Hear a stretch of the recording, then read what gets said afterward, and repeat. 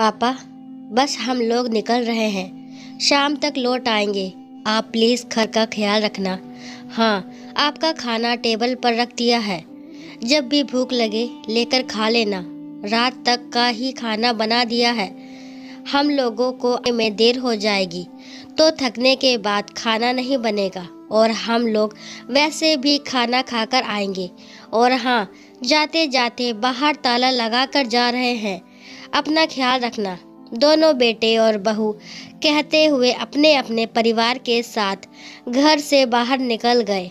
आज इन लोगों का रिजॉर्ट जाने का मूड है। सुबह से शाम तक वही मौज मस्ती करने का इरादा है। एक बार भी किसी ने हरदयाल जी से नहीं पूछा कि वो भी जाना चाहते हैं या नहीं।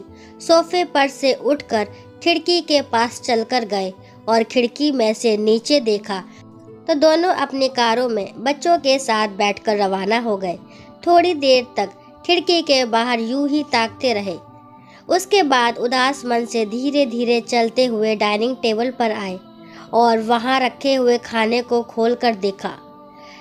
कैसरोल में 5 रोटियां, डोंगे में पतली सी दाल, एक प्लेट में सलाद के नाम पर एक प्याज काट कर रखा हुआ था। खाने को देखते ही मन सोचने लगे कि अभी तो सुबह के 8 ही बज रहे हैं।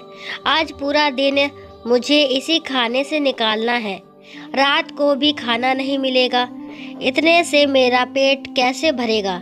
पिछली बार भी जब ये लोग घूमने गए थे तब भी बहू इतना सा ही खाना बनाकर गई थी।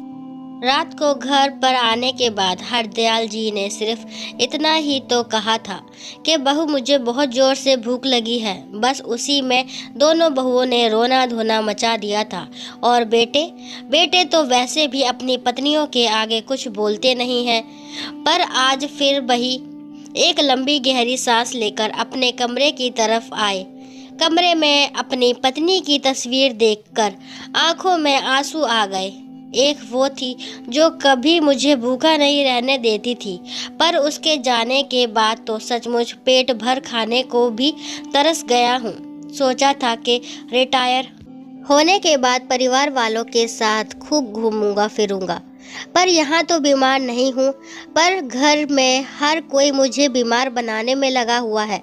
जानता था कि हर बात के 2 पहलू होते हैं, पर कभी इस पहलू के बारे में तो सोचा ही नहीं था। पहले कितना घूमने का शौक था। महीने में 2 बार तो परिवार के साथ बाहर घूमने निकल ही जाते थे, पर अब कितने महीनों से तो घर के बाहर भी नहीं निकला हूँ। ये लोग जब भी कहीं जाते हैं ताले में बंद करके जाते हैं, एक बार भी नहीं पूछते कि पापा आपको भी चलना है क्या। अब तो घुटन सी होने लगी है। किसी से बाहर बात भी नहीं करने देते और खुद भी बैठकर बात करना पसंद नहीं करते। आजकल पता नहीं दोस्तों के भी फोन नहीं आते। मेरे ही बेटों ने अपने घर का चौकीदार बनाकर रख दिया है मुझे। जब हाथ पैर चल रहे हैं तब मेरी कदर नहीं है, तो जिस दिन बिस्तर पकड़ लूँगा तो मुझे तो पूछेंगे भी नहीं। किसी ना किसी निर्णय पर पहुँचना बहुत ज़रूरी हो चुका है। अभी हरदयाल जी मन ही मन सोच रहे थे कि उनके फ़ोन पर एक अननोन नंबर से फ़ोन आया। जब मोबाइल उठाया तो दूसरी तरफ उनके दोस्त कैलाश जी बोल रहे थे, और हरदयाल कैसा है, कितने दिनों बाद तेरा फ़ोन लगा है। अरे कैलाश, आज इतने दिनों बाद तुझे मेरी याद कैसे आई? भाई, ये पूछने के लिए कि कब तक भाभी के जाने का गम बनाएगा। कुछ आगे का सोचा है कि नहीं? मतलब ये कि इस बार हम सारे दोस्त मिलकर रामेश्वर घूमने जा रहे हैं। तू भी चलेगा इस बार? पिछली 2 बार भी तो मना कर चुके हो। मैंने मना किया कब? अरे पिछली बार वैष्णो देवी यात्रा पर गए थे और उससे पहले कैलाश मानसरोवर यात्रा पर गए थे। तेरे फ़ोन पर फ़ोन लगाओ तो लगता ही नहीं है। आखिर तेरे बेटों को फ़ोन लगाया था, तब तेरे बेटों ने ही कहा कि पापा मना कर रहे हैं। अब मम्मी के बगैर उनका कहीं मन नहीं लगता। इस बार मैंने किसी और नंबर से फ़ोन लगाया तुझे। कमाल है, ये नंबर तो लग गया। सुनकर हरदयाल जी हैरान रह गए। उन्हें तो बिल्कुल पता नहीं था कि पहले भी 2 यात्रा जा चुकी है। मतलब बेटों ने उन तक बात पहुंचाई ही नहीं। और फिर उनका मोबाइल, अरे क्या हुआ, जवाब तो दे। अचानक कैलाश जी की आवाज़ से हरदयाल जी की तंद्रा टूटी। अरे हाँ, इस बार जरूर जाऊंगा। कितना क्या पेमेंट देना है वो बता देना, मैं डिपॉजिट करा दूंगा। चल, मैं तुझे अपने व्हाट्सएप ग्रुप में शामिल कर लेता हूँ और वही सारी डिटेल भेज देता हूँ। और रही बात पेमेंट की, वो तू बाद में दे देना। कम से कम तूने हाँ तो की। वैसे भी हम कल ही रवाना हो रहे हैं और तेरी टिकट हमने पहले ही करवा ली थी। अगर तू फ़ोन नहीं उठाता तो हम तेरे घर आ जाते। अच्छा ठीक है बाबा, पर डिटेल आधे घंटे बाद भेजना। चल फिर फटाफट से तैयारी कर ले, कल सुबह ही निकलना है, कहकर कैलाश जी ने फ़ोन रख दिया। कैलाश जी के फ़ोन रखते ही हरदयाल जी ने अपना फ़ोन चेक किया। हरदयाल जी के अधिकतर सभी दोस्त उसमें ब्लॉक हो रखे थे। उन्हें याद आया कि पिछली बार बच्चों को मेरे भरोसे छोड़कर चारों ऊटी घूमने गए थे। देखकर हरदयाल जी का दिमाग चकरा गया। इतना बड़ा धोखा। कुछ देर तक आंखों में आंसू लिए अपनी पत्नी की तस्वीर की तरफ देखते रहे। फिर आंसू पोंछकर सबसे पहले हरदयाल जी ने अपने सारे दोस्तों को अनब्लॉक किया। उसके बाद उठकर अपने कमरे में गए और अपनी अलमारी में से अपने टूर पर पहनने वाले कपड़े निकालकर पैक किए।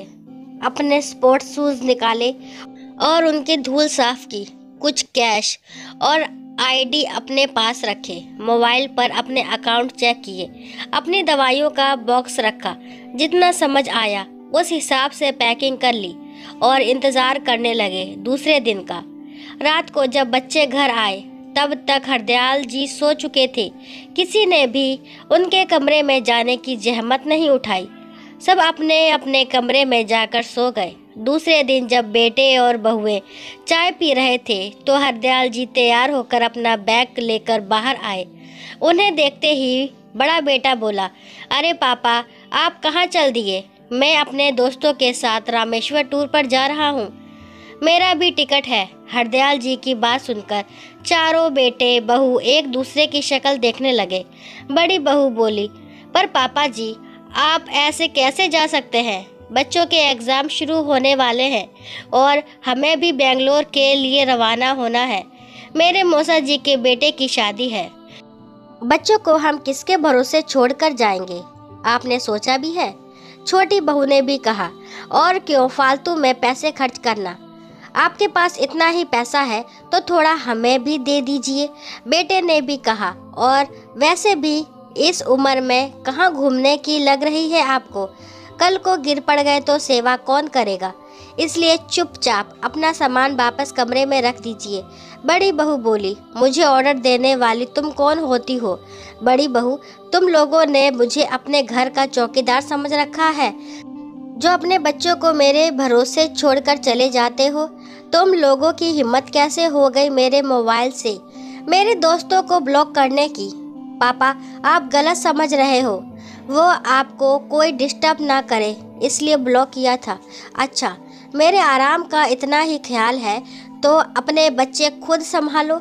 और रही बात मेरे घूमने फिरने के खर्चे की, तो वो मैं अपने खुद के कमाए पैसों से कर रहा हूँ। किसी को बताने की ज़रूरत नहीं है। अभी तो मैं रामेश्वर जा रहा हूँ। वापस आने के बाद निर्णय लूँगा कि अब मुझे क्या करना है। बहुत हो गई तुम लोगों की मनमानी, कहकर हरदयाल जी वहाँ से रवाना हो गए। बेटे और बहू से कुछ बोलते न बना। आखिर सब यही सोचते रह गए कि पापा आखिर क्या निर्णय लेंगे। दोस्तों, आशा करती हूँ ये कहानी आपको पसंद आई होगी। अगर कहानी पसंद आती है तो प्लीज़ मेरे चैनल को लाइक, शेयर, सब्सक्राइब करना ना भूलें। और इस कहानी के बारे में आपके क्या विचार हैं कमेंट बॉक्स में ज़रूर बताएं। और कहानी को लास्ट तक सुनने के लिए थैंक यू।